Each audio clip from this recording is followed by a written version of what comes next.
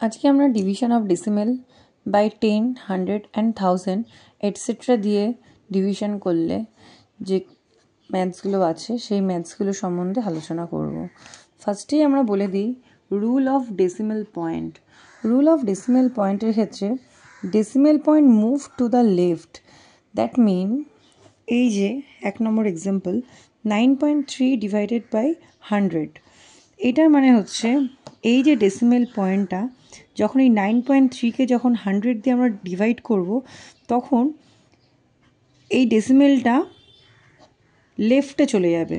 যে কটা শূন্য আছে, যে কটা জিরো আছে, সেই কটা জিরো লেফটে চলে যাবে। সাপোজ এখানে 9.3, দ্যাট মিন এখানে হচ্ছে দুটো জিরো আছে, তাহলে পয়েন্টের আগে 2 ঘর এগিয়ে যাবে ডেসিমেলটা। এই যে ডেসিমেল পয়েন্টটা এটা 2 ঘর এগিয়ে যাবে, তার মানে 0.0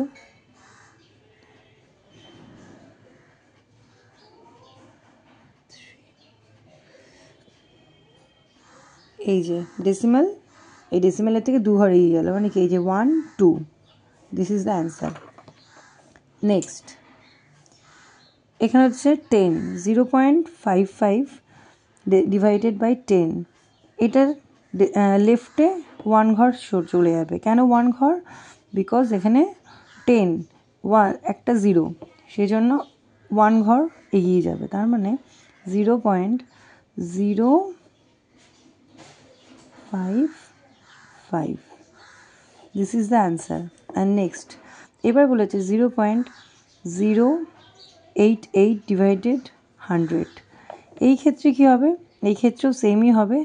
এই যে দুটো আছে 0, 100, দ্যাট মিন দুটো জিরো আছে, তার মানে এই ডেসিমেলের আগে 2 ঘর এগিয়ে যাবে, মানে 0.00088, and this is the answer. And next 0.048 divided by 1000, 1000-এ কটা জিরো আছে?